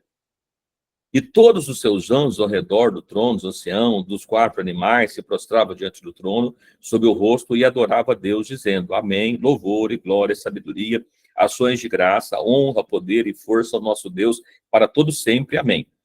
Versículo 13, um dos anciões me falou, dizendo, estes estão vestidos de vestes brancas. Quem são? E da onde vieram? E aqui eu acho bastante importante, né? Porque ele está falando de uma multidão, e o ancião pergunta, quem são eles, de onde que eles vieram? E essa multidão, como nós vimos no versículo 9, é de todas as nações, tribos, povos e línguas. Não é só de Israel, era todos eles. Aí no versículo 14 vem a resposta. E eu disse, Senhor, tu sabes. E ele disse-me, estes são os que vieram de grande tribulação. Lavaram as suas vestes, branquearam no sangue do cordeiro, por isso estão diante do trono. Então, essas pessoas que estão aqui, eles estão vindo de grande tribulação. Quem? A nação de Israel? Não, de todos os povos, raças, tribos e nações. Todos eles. Essas pessoas aqui, quando a gente olha no livro de Apocalipse, no capítulo 20, que fala das pessoas que morreram por não receber a palavra de Deus, que foram mortos, né? Apocalipse capítulo 20, versículo 4, ele está falando de um tempo que são colocados os tronos, ele está falando da primeira ressurreição. Então veja que quando o apóstolo Paulo escreve em Tessalonicenses, que fala que nós não precederemos aos que dormes, nós, igreja, né? Paulo escrevia para a igreja de Tessalônica, e Tessalônica era gentílica. Ele disse, nós não vamos preceder os que dormem. Então, os que morreram em Cristo ressuscitam primeiro. Depois que estão vivos, sobem e encontram com o Senhor nos ares. Aí no versículo 4, diz assim, e vi tronos, e assentaram sobre eles a quem foi dado o poder de julgar. Vi as almas daqueles que foram degolados pelo testemunho de Jesus e pela palavra de Deus. Aqui pode dizer, tá, mas isso aqui é durante o decorrer de todos os séculos, durante todo o período. É verdade. Mas ó, na sequência, e que não adoraram a besta e nem a sua imagem, e não receberam o sinal na testa da sua mão, e viveram, reinaram com Cristo durante 1000 anos. Os outros mortos não reviveram. Então, só ressuscitou nessa primeira ressurreição quem? Os salvos. E Paulo escreve que primeiro ressuscita os mortos, depois que estão vivos. Quem? Os Tessalonicenses, gentil, né? Escreveu para eles. Então, bem-aventurado aquele que faz parte da primeira ressurreição. Então, pastor, se a gente observar aqui, a igreja faz parte, e muitos vão morrer, de muitas nações, raças, tribos, vão morrer. Não todos, porque, de acordo com o profeta Daniel e outros profetas que a gente vai pegando, diz assim, que não todos, alguns são guardados, mas outros são mortos. Assim como os discípulos, o apóstolo, nem todos morreram, né, na perseguição. Aliás, na verdade, se a gente olhar só o apóstolo João, que morreu de causas naturais, o resto foi todos perseguidos e mortos. Mas a gente vai perceber que só tem uma ressurreição, e a ressurreição se dá depois da marca da besta, e todos que ressuscitam nessa primeira ressurreição são de todas as línguas, povos e nações. Então, a igreja está incluída aí. Embora eu acredito que, conforme a Bíblia fala, da perseguição em Jerusalém, que a gente tem que olhar para a figueira, o foco da grande tribulação se dá realmente em Jerusalém, mas é uma perseguição que vai se dar no mundo todo, né? Então a gente fala assim, a igreja hoje é perseguida. Não, a igreja não é perseguida. A nossa fé está muito fraca, mas o irmão pode sair na rua, na praça, pregar o evangelho, ninguém vai falar que você não pode. Mas haverá um tempo, não, que você vai ser perseguido realmente por causa da palavra do Senhor Jesus. Amém, pastor? Amém. Não sei se ficou claro, eu espero que sim, né? Tranquilo, tranquilo. É porque, só analisando aqui a referência também de 2 Pedro, capítulo 3, Sim. a impressão que dá realmente é que a igreja gentílica, ela não provará, não passará a fio da espada, né? Porque a questão, conforme já dito aí na tua fala, que depois da igreja arrebatada, aí o Senhor virá, né? Uhum. E aí ele vai se apresentar ao seu povo em Israel. E aqui no capítulo 3 de 2 Pedro, ele fala aqui de uma preparação. Quer dizer, o que dá para entender é que a igreja gentílica está nela o tempo de cumprimento do Senhor vir ou deixar, porque tudo isso que nós estamos vendo, os falsos profetas que estão aí, e a gente já vê em muitos lugares, né? Os Sim. sinais, esses falsos profetas já fazendo sinais. Né? E aqui, no discorrer de 2 Pedro, ele fala que o Senhor virá como ladrão da noite, no qual os céus passarão com grande estrondo, os elementos ardentes se desfarão, e as obras que nela há se queimarão. E depois, no versículo 11, ele diz, havendo, pois, de perecer todas essas coisas, que pessoas vos convém ser em santo trato e piedade, falando com a nação gentílica, falando com a igreja gentília, a igreja gentia. Então, é só a pergunta, não sei se foi de relevância até eu fazer essa pergunta, mas a impressão, sim, que a gente tem, que a noiva, ela não provará esse fel de perseguição, é a impressão que dá, né? Ainda que a gente pode alcançar, diante dos escritos aqui, a gente percebe que parece que a igreja, ela tem, o Senhor está atrelado a ela o equilíbrio de voltar ou não, segundo Atos lá, né? O que fala aliás, em João 3,16, né? Que o céu contém até os tempos da restauração. Essa restauração é para gentios ou o que nós entendemos é para a igreja gentílica, né? A restauração, que o céu contém até os tempos da restauração de tudo. Essa restauração seria para a igreja gentílica ou para Israel. Veja que a restauração de tudo, a restauração de todas as coisas, é de tudo, né? De tudo, vai ser restaurado tudo. Sim. Que assim, que na verdade, às vezes a gente acostumou a dizer, há uma volta para Israel e uma volta para Cristo. Mas o apóstolo Paulo, ele faz uma narrativa, eu não estou com o texto aqui agora, mas ele diz assim, olha, não é israelita o que é de nascença, que é de sangue. Ele fala assim, mas pera assim, como assim não é de Israel que é nascido de sangue? O que nasceu de sangue é israelita. Mas o que Paulo escreve, diz assim, que o que é Israel, aquele que ele é filho da promessa, ele trata do filho da escrava, de Agar, e o filho da promessa, do sinal. Então, nós fazemos parte do Israel celeste, né? Então, haverá uma grande perseguição em Israel, mas não só sobre Israel, sobre toda a face da terra, né? Então, a igreja vai ficar fora, eu não consigo ver um lugar da igreja ficar fora, por quê? Porque não tem dois arrebatamentos, só tem um. Então, se só tem um, a igreja precisa estar aqui ainda. Ainda que nem todos vão ser mortos, o grande foco é Israel. Mas, não sei se os irmãos já perceberam, eu não tinha muita noção. Eu falei assim, olha, mas como é que vai haver uma grande perseguição no mundo todo ao mesmo tempo? Né? Isso é meio que impossível. Mas não sei se os irmãos lembram, na cidade que os irmãos estão, mas aqui em Ribeirão Preto, na região nossa, na época da pandemia, foi proibido se reunir, fazer os cultos presencial. E houve alguns lugares que os irmãos estavam reunidos e as pessoas denunciavam, olha, tem um povo reunido, e a polícia às vezes aparecia lá para que não podia o povo estar reunido.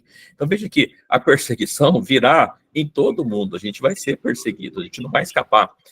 da perseguição, como é que vai estar a nossa fé, né? O irmão até disse a respeito da volta do Senhor como ladrão, nós falamos na semana anterior, que lá em 1 Tessalonicenses 5, né, ele está dizendo assim, ó, 5:4, mas vós, irmãos, já não está em trevas para que aquele dia vos surpreenda como ladrão, porque todos vós sois filhos do dia e filhos da luz e filhos do dia, e não somos da treva. Então, os filhos da trevas que vão ser vai ser pego de surpresa, mas a igreja vai estar vendo o sinal, porque nós somos filhos do dia. E ainda lá em Apocalipse, né, Jesus escrevendo para uma das igrejas assim, olha, e se não vigiardes, virei a ti como ladrão. Ok, mas e se eu vigiar? Se eu não vigiar, eu não sei o dia e a hora, mas eu sei que ele está vindo, que ele está chegando. Como é que eu sei? Pelos sinais. Já apareceu a besta, já apareceu a grande perseguição, a igreja está sendo perseguida, e nós estamos aqui acompanhando todas essas coisas, né? Então, a gente sabe que isso vai acontecer porque é a promessa dele. Mas não existe dois arrebatamentos. A Bíblia fala que o Senhor vai guardar, muitos vão ser guardados, vai ser levado para o deserto, vai ser sustentado. A nação de Israel, e nós temos um exemplo, uma sombra lá, quando Deus tira o povo do Egito, ele é sustentado no deserto. Ele fala assim, olha, muitas vezes a gente lê o texto, a igreja viverá da fé. Uma pergunta que eu faço para os irmãos hoje, nós vivemos da fé hoje? Às vezes fala, não, a gente vive da fé. A gente ainda não vive da fé de acordo com o texto puro, porque o que é viver da fé? Olha, lembra do deserto? No deserto não tinha como trabalhar, Deus mandava comida para eles, mandava o maná. Eles queriam carne, Deus mandou carne para eles. Eles não tinham casa, Deus mandava para eles a nuvem. Estava com frio, mandava a coluna de fogo. Então, isso que é viver da fé.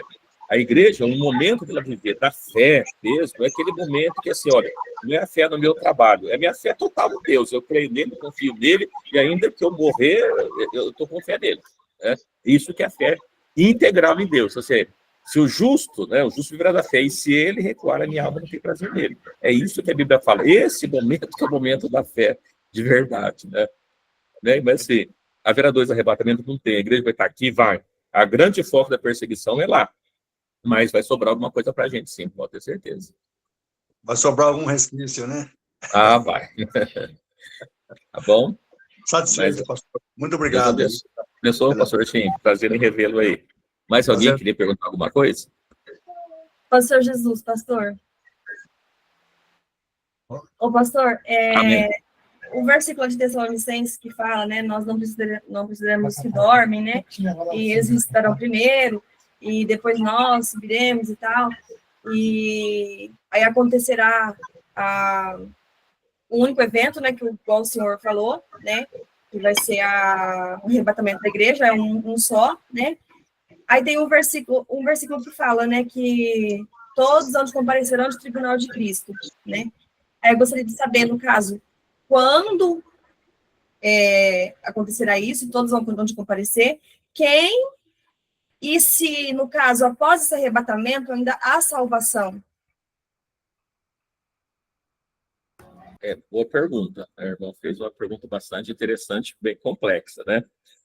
Veja, ele está dizendo assim, quando que a gente vai aparecer? O texto que a irmã citou está lá em 1 Tessalonicenses 4, versículo 15, né, diz assim, dizemos, pois, isso pela palavra do Senhor, que nós que ficarmos vivos, para a vinda do Senhor, não precederemos os que dormem, porque o mesmo Senhor descerá do céu com alarido, com voz de arcanjo, trombeta de Deus, e os que morreram em Cristo ressuscitarão primeiro, depois nós que ficarmos vivos seremos arrebatados juntamente com eles a encontrar com o Senhor nos ares, e assim estaremos para sempre com o Senhor. Esse é o texto que a irmã citou.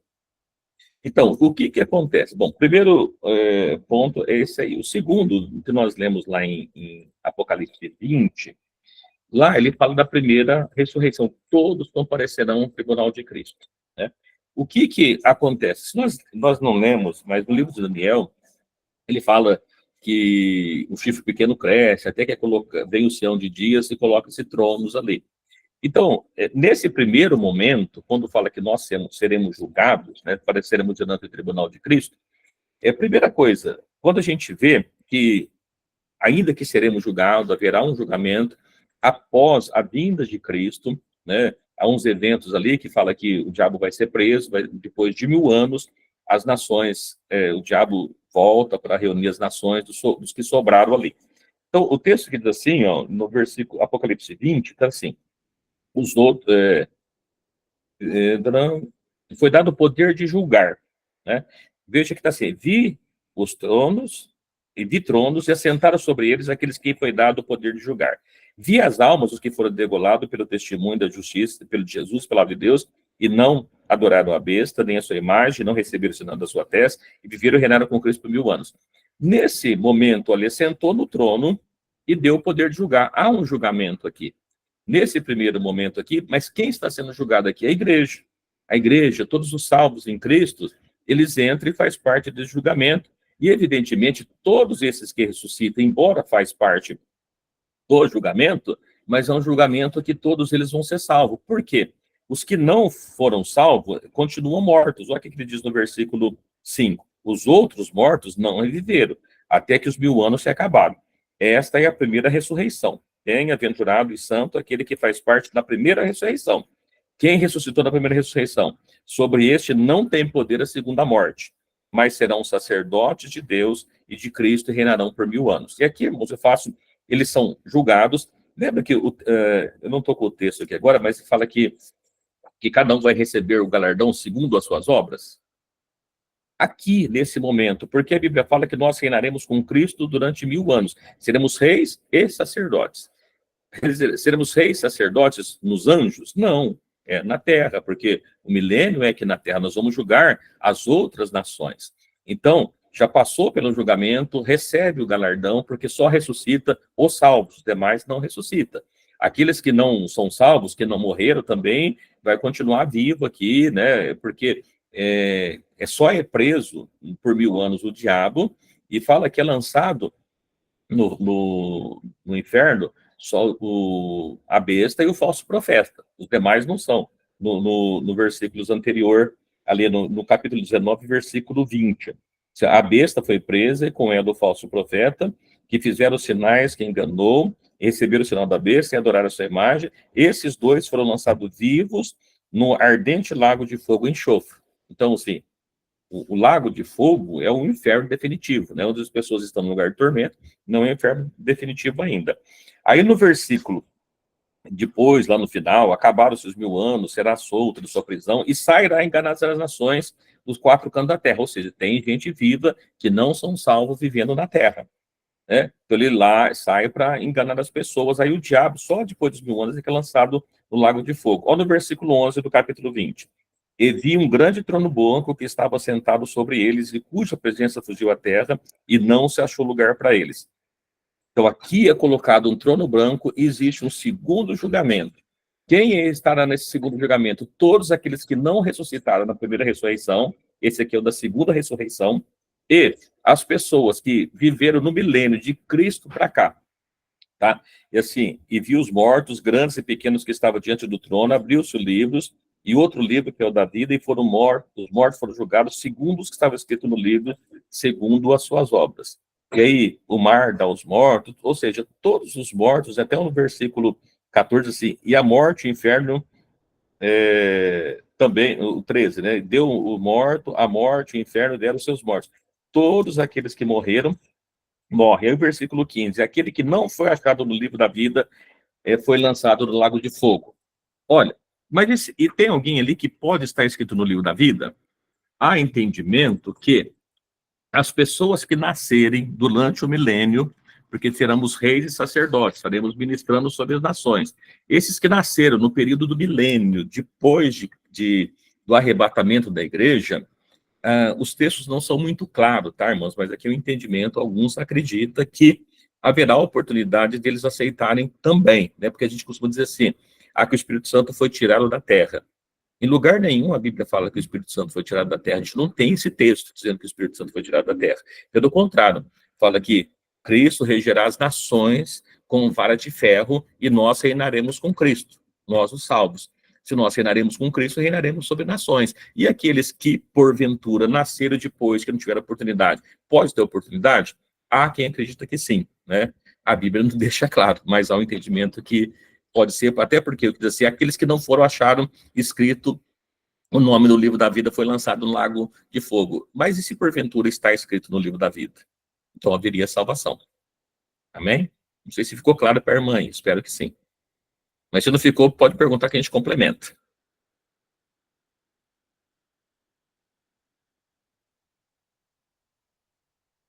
Ficou claro?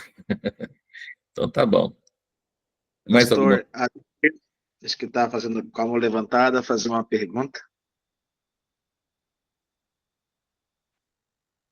Paz do Senhor Jesus, pastores. Pastor Isaías, o pastor Amém. mencionou sobre as trombetas, sobre os anjos em Apocalipse. O Apocalipse 9, exatamente no verso 13, sobre a sexta trombeta será tocada. Aí um anjo, diz aqui, o anjo tocou, o sexto anjo, a trombeta, ouviu uma voz que vinha das quatro pontas do altar de ouro, que estava diante de Deus. E ao qual dizia ao sexto anjo, que tinha trombeta, solta os quatro anjos que estão presos junto ao grande rio Eufrates. Essas trombetas, elas serão após a ressurreição dos mortos, ou antes da... Alguns dizem que já está sendo tocadas as trombetas. Alguns estudiosos dizem que as trombetas já estão sendo tocadas. Uhum. O pastor diz sobre esse texto. Tá. E o que a Paloma tá me ajudando aqui, ó. E os quatro anjos, alguns dizem serem demônios. Tá. Não, Os não anjos são demônios. A gente vai perceber que tem 4 anjos aqui, eu também não peguei, mas existem outros 3 em outro lugar. Na verdade, o total desses anjos são 7. São 7 anjos. Eu não sei se é na abertura dos selos, que tem mais 3. Eu acho que é na abertura dos selos, no capítulo 15, ou versículo 16. Eu não estou bem certo, mas tem mais 3 anjos por aí, em algum lugar. Não vou saber dizer por irmão agora aqui de cabeça, tá? Mas não são demônios, não.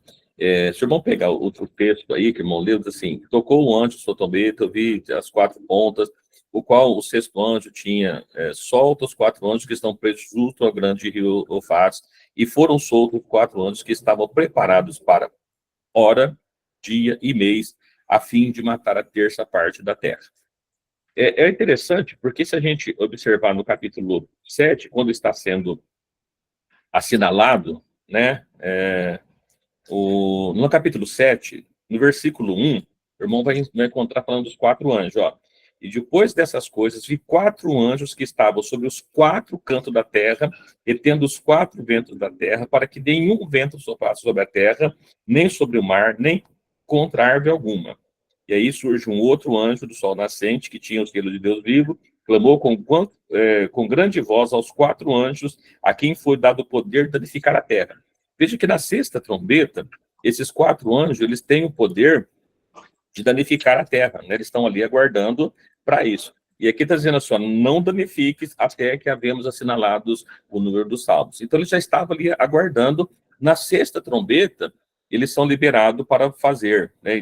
E ele vai dizendo, ó, o número do exército cavaleiro é 200 milhões, e viu os cavalos, essa visão. E aí ele vai citando. E aqui, irmãos, é interessante porque, assim, o livro de Apocalipse é muito interessante a gente perceber que a grande dificuldade que nós temos de entender o livro de Apocalipse é que a gente começa lendo ele como se ele estivesse em ordem cronológica. Ele não está. Ele trata primeiro, começa no capítulo 1, ele fazendo a revelação, aparece ali a visão para João, ele conta para ele que tinha ali um semelhante filho do homem, vestido num traje de linho, né?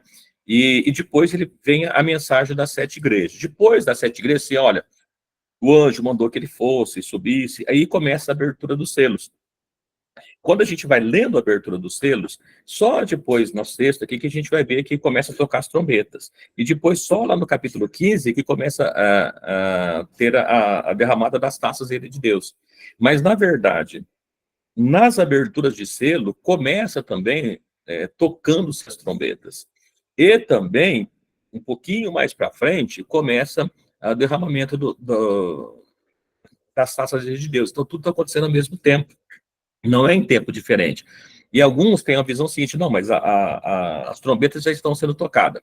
Tá, é um fato que pode acontecer. Porém, quando a gente olha para a abertura dos selos, o primeiro fato que a gente vai encontrar na abertura do selo vai dizer o seguinte, olha, saiu um homem montado no cavalo branco, saiu vitorioso para vencer. Quem que é esse? Não é Cristo, esse é o anticristo. Então veja que o texto de Apocalipse, e até ele está dizendo que João foi levado no dia do Senhor. O dia do Senhor está tratando do arrebatamento. Ele leva para um evento futuro para que pudesse mostrar as coisas que viriam a acontecer nesse tempo do futuro. E tem uma coisa muito interessante, se os irmãos lerem a sétima trombeta, o sétimo selo, a sétima trombeta e o sexta taça, os irmãos vão perceber que no sétimo selo houve silêncio no céu por quase meia hora, houve terremoto, relâmpago e trovão. Os irmãos lê a última trombeta, a sétima, cumpriu-se o segredo de Deus, e o reino do mundo passou a ser de nosso Senhor, houve relâmpago, terremoto, trovões. Quando a gente vê a última taça, derramou no ar, houve as suas vozes, trovões, relâmpagos, terremotos. Acontece as mesmas coisas, os mesmos eventos na sétima taça, no sétimo selo e na sétima trombeta. Ou seja, todos os sétimos estão alinhados para o mesmo evento. Tá? Eu fui falando, pastor, não sei se eu respondi ou se eu fui para outro caminho aí. Tá? Mas se não ficou claro, o pastor me corrige aí, que eu acabei me empolgando aqui, saindo um pouquinho, tá bom? Amém, esse texto é muito maravilhoso. Mas então é após a ressurreição, né? A igreja não estará mais na terra com as mortes da terça parte dos homens. Não, na verdade, assim, quando que acontece a ressurreição? Não é no arrebatamento? A ressurreição é no arrebatamento, mas Jesus não veio ainda. O irmão vai perceber que Cristo ele volta só na sétima trombeta, na sexta ele não voltou ainda. O irmão tinha falado no capítulo 9, né? Vamos pegar lá no capítulo... o irmão vai perceber que fala no capítulo... do capítulo 11, versículo 15, está escrito assim, ó. E tocou o sétimo anjo a trombeta. Houve no céu grandes vozes, dizia, os reinos do mundo vieram a ser do nosso Senhor, do seu Cristo, e ele reinará para todos sempre. E ainda do versículo 18, iraram-se as nações, veio a tua ira, o tempo dos mortos para que sejam julgados, o tempo de dar galardão aos profetas, os teus servos, aos santos, aos que temem o seu nome, pequenos e grandes, e o tempo de destruir os que destroem a terra. O galardão, a ressurreição, só acontece na sétima trombeta, né? Então, antes não aconteceu, os mortos não ressuscitou ainda. A igreja está aqui, tá. Mas o que está acontecendo na terra ao mesmo tempo? Olha, na abertura dos selos, estabelece um governo do anticristo. No governo do anticristo, ele começa a perseguir a igreja. Então, nós temos a perseguição da igreja. Nas trombetas e nas taças da ira de Deus, o que está acontecendo nas trombetas e na taça da ira de Deus, essas taças, elas são derramadas sobre o povo da besta e não sobre os santos. Então, existe a besta perseguindo os santos e existe Cristo defendendo os santos, perseguindo o povo da besta.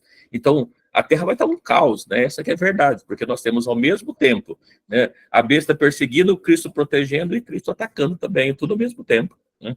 Então, é um tempo de... Por isso que a Bíblia fala que o céu, a terra vai ser destruída, porque as potências do céu estão sendo abaladas, não vai sobrar nada. É um tempo de um caos tremendo na face da terra, né? Amém, amém. Mas os irmãos verifiquem, depois os irmãos só leia, tá? Por gentileza. O sétimo selo, a sétima trombeta e a sétima taça. Os irmãos vão ver que os eventos são os mesmos. Pastor, eu gostaria de fazer um comentário sobre esse contexto aí das trombetas. Pois sim. Apocalipse 1:8, né, termina falando santo, santo, santo, aquele que era, que é e que há de vir. Isso. No 4:8, repete também, aquele que era, que é e que há de vir. No 11, versículo 5, repete a mesma frase, aquele que era, que é e que há de vir. Certo. A sétima trombeta começa a ser tocada no capítulo 14, 11, né? É no 11 também, né? É 11. É no 11 que começa a ser tocado. Beleza. No No capítulo, né, ela prossegue, ela vai adiante aí, e ela vai ter seu desfecho lá no capítulo 16. E essa Sim. frase ela é repetida novamente no versículo 5, só que ele termina assim, ó, né? Justo és tu, ó Senhor, que és e que era. Já não tem mais o que há de vir. Sim. Porque, acredito eu, que o João quis dizer que ele já veio. E onde Sim. que isso aconteceu? 1 Tessalonicenses 4,16, está escrito assim, porquanto o Senhor mesmo, dada a sua palavra de ordem, ouvida a voz do arcanjo, né, ressoar a trombeta de Deus, descerás dos céus, e os mortos em Cristo ressuscitarão primeiro. Ou seja, ele era, ele é, e ele havia de vir. Então, ele Isso. veio, né, depois do fim da última trombeta. Somos levados. Agora, ele não é mais aquele que havia de vir, porque ele já veio, né? Agora, ele há de Isso. ser, que é como está no versículo 5, né? É o seu, né? É o Rei Eterno, o Salvador. Então, Sim. a igreja, eu acredito também que a igreja vai passar por tudo isso, e é no desfecho dessa trombeta, quando o Senhor não há mais de vir, porque ele já veio, e nós também, né? Não Isso. precisaremos passar mais pelo sofrimento desse mundo. Exato, irmão. E tem uma questão que, assim, como eu disse para os irmãos, a grande dificuldade nossa é porque o livro de Apocalipse não está por ordem cronológica. Por isso você encontra aqui no capítulo 1, capítulo 5, vai lá para o 11, volta, porque é como se ele fosse narrando, né, o que está acontecendo, mas por parte. Então ele abre o cedo e vai contando, depois ele começa a trombeta e vai contando. Então, assim, ele não está por ordem cronológica, está por fatos que eles vão colocando. E isso que o irmão falou tem uma coisa até interessante, que no livro de 1 Coríntios, capítulo 15, versículo 52, olha o que Paulo escreveu para a igreja de Corinto. No momento, no abrir e fechar de olhos, ante a última trombeta, porque a trombeta de Deus soará e os mortos ressuscitarão incorruptível e nós seremos transformados. É a primeira que nós falamos para os irmãos aquele dia aqui, que não é o arrebatamento no abrir e fechar de olhos, mas é a transformação dos corpos. Segundo, quando é que os corpos vão ser transformados? Na última trombeta. E quando se fala da última trombeta, o que tem depois da última trombeta? Não tem mais trombeta, porque foi a última. E quando Paulo escreve a respeito da última trombeta, é lógico que Paulo escreveu antes do ano 90, né, 96, que acredita que João tem escrito Apocalipse. Então, Deus não tinha dado a revelação da quantidade de trombetas. Mas o que Paulo escreve assim, é a última trombeta. Na última trombeta é que os mortos ressuscitam. Então, quando é que os mortos ressuscitam? Na última trombeta, quando o Cristo está vindo, não antes, né? Então, se os mortos só ressuscitam quando o Cristo está vindo, é o momento que já passou a grande tribulação e a igreja ainda está na terra. Mas é isso mesmo. Mais alguma pergunta, irmãos?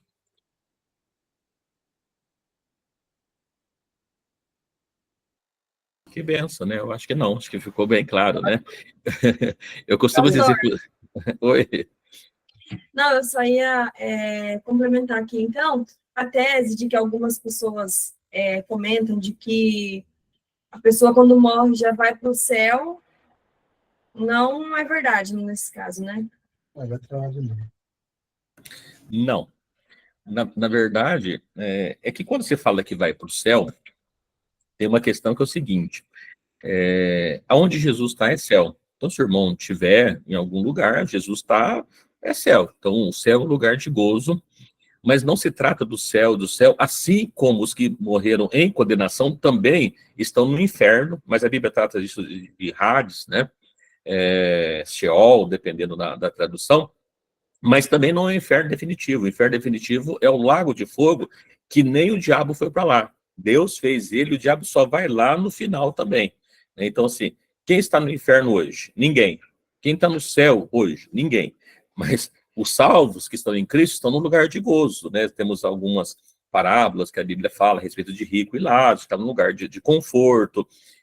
Mas os perdidos, aqueles que morreram em Cristo, também estão no lugar, dizemos assim, num pré-inferno, né? Estão no lugar de tormento, mas ainda não é o lago de fogo. Assim como a igreja só vai estar com Cristo após o arrebatamento, porque todos vão ressuscitar, todo mundo que morreu em Cristo, quer que seja no mar, quer que seja na terra, quer que foi queimado, não importa o que aconteceu, vai ressuscitar todo mundo. Né? Amém. Paz do Senhor Jesus. Só um minuto. A Paloma está perguntando aqui, a Bíblia diz sobre a primeira ressurreição. Vou de volta ao assunto. Se a Bíblia fala da primeira ressurreição, e a segunda? A Paloma que está perguntando, pedindo para perguntar para o pastor. Sim, a segunda ressurreição está lá em Apocalipse 20, que fala depois dos 1000 anos. Ali está a segunda ressurreição. Por isso que ele diz assim, ó, Apocalipse 20, 26, né? 24, diz assim, reinaram com Cristo durante 1000 anos. Os outros mortos não reviveram até que os 1000 anos se acabaram. Esta é a primeira ressurreição. A primeira ressurreição logo após o arrebatamento. Depois o diabo é preso, fica 1000 anos preso, e depois dos 1000 anos é que vai acontecer a segunda ressurreição. Porque diz assim, ó, bem-aventurado aquele santo que faz parte da primeira ressurreição. Sobre esses não tem poder a segunda morte, mas serão sacerdotes de Deus e reinarão com ele 1000 anos. Acabou 1000 anos, aí ele continua dizendo que o diabo é lançado no versículo 11. Viu tronos, o que estava sobre ele, cuja face fugiu à terra e não se achou lugar para eles, e viu os mortos, grandes, pequenos, que estavam dentro do trono, e abriu seus livros. Aqui é a segunda ressurreição. A primeira é antes dos 1000 anos, a segunda depois dos 1000 anos. Amém, pastor? É um texto bastante, é um tema bem interessante, né? A paz do Senhor Jesus. Creio que o irmão Cícero, diácono, tem uma pergunta. A irmã Andressa também tem outra. Mas eu já gostaria de agradecer ao pastor Isaías pela oportunidade de estar conosco, a todos os irmãos, né? E brevemente o pastor estará de volta. E vamos ouvir a Andressa, depois o irmão Cícero, e o encerramento da live com o próprio pastor Isaías, também já dando a bênção final. Tá bom, amados? Deus abençoe a todos. O pastor já sanou a minha dúvida na própria explicação que ele deu para outra pessoa. Aí eu abaixei a mão. Deus abençoe. Pode passar por mão, Cicinha. Amém. Irmão Cícero, depois o pastor já, encerramento e a resposta. Deus abençoe. Amém, pastor. Paz do Senhor Jesus, pastor Isaías e todos os irmãos. Amém, irmão Cícero. Pastor, quando eu vi um comentário agora na fala passada, eu queria saber se, quando Jesus disse para o ladrão da cruz que hoje mesmo estarás comigo, eu estava vendo outro dia aqui um debate sobre esse assunto e queria ver qual é a posição, né, de nós que defendemos aí a unicidade de Deus. Jesus, quando ele disse, de fato, seria naquele dia, ou ele estava garantindo que seria quando ele ressuscitasse? Essa é a minha pergunta. Que é bem interessante, tá? Tem uma corrente que diz que o texto está errado. Diz que Jesus falou o seguinte para o ladrão. A ti te digo hoje, vírgula, estarás comigo no paraíso. Eu já ouvi pessoas falando isso, tá? Mas a Bíblia não fala isso, né? O Jesus disse para ele, falou assim, ó, que hoje mesmo estará comigo no paraíso. A pergunta é a mesma que eu falei para a irmã, onde que está?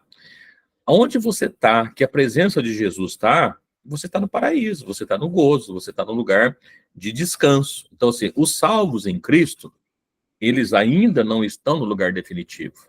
Entretanto, estão no lugar de gozo, no lugar, como nós vemos na parábola do rico e o Lázaro. Ele estava sendo consolado, já não é que ele vai ser consolado, mas ele já estava sendo consolado. Então, o ladrão que se arrependeu, que entregou a vida para Jesus, assim, todos quantos entregaram, ainda que tem pessoas que não é esse o texto, e só no final, que é o paraíso, mas Jesus não falou que estaria com ele no céu, Jesus não falou para ele que estaria na Nova Jerusalém, não fala nada dessas coisas, falou que estaria com ele no paraíso. Paraíso é um lugar maravilhoso, um lugar bom, um lugar agradável, e na onde que Jesus está é exatamente isso. Então, os salvos estão com Cristo em algum lugar, né? Qual que é o lugar? É no Hades, tem uns que acreditam que é no centro da terra, que tem uma separação entre os salvos e os ímpios. Na onde que é? Eu não sei, a Bíblia não deixa isso muito claro, E também não acredito que Jesus falou assim, a ti te digo hoje, vírgula, estará comigo no paraíso no futuro, né? O que Jesus falou é que estarei no paraíso. Então eu acredito que ele está no paraíso, assim como os salvos. Por exemplo, por que precisa se ressuscitar novamente? Para ter o seu corpo glorificado. Mas a Bíblia fala de Enoque, que foi transladado, né? E recebeu, já está num corpo transladado. E não onde que está, então, Enoque, né? Eu não sei, mas está no lugar com Cristo, né? A Bíblia fala que Elias, ele foi levado, e onde que ele está também? Não sei. A Bíblia não deixa claro para nós aonde que é esse lugar. Mas o fato de você ser um cristão, ter a sua vida vivida com Cristo, você está com Cristo, aqui com ele em vida, e ao partir, está num lugar de gozo com Cristo, que não é o céu definitivo, assim como aqueles que vão para o inferno não estão no inferno definitivo, mas estão em algum lugar, já acredito eu, lugar de gozo, né? Porque essa é a esperança que nós temos de estar com Cristo. Amém, irmão Cícero? Então, essa pergunta, mas olha, não, mas é só no futuro, porque a Bíblia está errada, e a Bíblia, ela não erra, a Bíblia é fiel, a Bíblia é verdadeira. Se eu começar a dizer que a Bíblia está errada nesse texto, eu vou começar a dizer que está errado no outro também, daqui a pouco a Bíblia está toda errada, né? E a Bíblia não está errada, a Bíblia é a palavra de Deus, ela é verdadeira. Então, se Jesus falou para ele que estaria no paraíso, ele está no paraíso, né? Amém, pastor. Desculpa aí por sair um pouco fora do tema, mas era uma dúvida minha, eu queria deixar claro. Não, tranquilo, tá bom? Amém. Eu acho que seria muito interessante, irmãos, a gente, pensando com os irmãos aqui, eu não sei quantos têm conhecimento do livro do profeta Daniel, mas é uma fonte muito importante a gente conhecer as profecias de Daniel, né? Em algum momento a gente pode começar a trabalhar o profeta Daniel, o que Deus mostrou para ele, e o que isso tem a ver com o tempo do fim, que é muito esclarecedor para a gente compreender a palavra de Deus. A gente precisa conhecer os profetas, e o profeta Daniel tem uma curiosidade bastante interessante, eu não sei se todos os irmãos conhecem, mas nós sabemos que a nossa Bíblia tem 66 livros, né? 39, 27, a soma é 66, né? Então, o 27º livro do Novo Testamento é o livro de Apocalipse. Se eu perguntar para os irmãos aqui, não sabe qual que é o 27º livro do Velho Testamento? Alguém sabe? Livro do profeta Daniel, né? Então, se é só coincidência, a Bíblia não tem coincidência. Os irmãos podem ter certeza. Por isso que as pessoas dizem assim, olha, o profeta Daniel é um livro, é um apocalipse do Velho Testamento. Amém? Mas que Deus abençoe a todos, né? Espero que tenha sido proveitoso para nós. Sei que é um tema bastante polêmico, mas é o que a Bíblia fala, né? Errais não conhecendo as Escrituras nem o poder de Deus. Vamos conhecer a Escritura e o poder de Deus. Deus abençoe a todos. Vamos juntos, então, agradecer a Deus por essa noite gloriosa que Ele preparou de nós estarmos aqui juntos, meditando na palavra do Senhor Jesus, e desde já agradeço a todos pela paciência, né, por estar aqui juntos, e esperamos juntos crescer na graça e no conhecimento do nosso Senhor Jesus Cristo. Vamos agradecer a Deus, então. Amado Deus, eterno Pai, Senhor, nos colocamos diante da Tua presença gloriosa. Agradecido a Ti por tudo que o Senhor tem feito para conosco, por esse momento, Meu Deus. Tua palavra. Peço que o Senhor possa abrir nosso entendimento, nossa compreensão, assim como o Senhor abriu dos discípulos para que compreendessem as Escrituras. Senhor, que nós possamos também crescer a cada dia espiritualmente, na graça, no conhecimento da Tua palavra, para que possamos estar prontos, preparados, compreendendo, Senhor, todos os mistérios que o tem preparado para cada um de nós. E Deus abençoa cada um dos Teus servos que aqui estão, abençoa a vida de cada um deles, sustentando pelo Teu poder, revestindo da Tua graça, do Teu poder. Abençoa, Senhor, a nossa noite, abençoa, Senhor, nosso final de semana, que possamos ser, Deus, úteis na Tua obra. Senhor, continua conosco, dê a Tua bênção, a Tua graça, fica conosco, é o que nós pedimos e desde já agradecemos no nome do Senhor Jesus Cristo. Amém, Jesus. Vamos à bênção, então, né? Bem, O Senhor te abençoe e te guarde. O Senhor faça resplandecer o seu rosto sobre ti e tenha misericórdia de ti. O Senhor sobre ti levante o seu rosto e te dê a paz. Assim porão o meu nome sobre os filhos de Israel e eu os abençoarei. Amém. Que Jesus abençoe a todos os irmãos. Amém. Amém. Deus abençoe, pastor. Fique com Deus. Amém.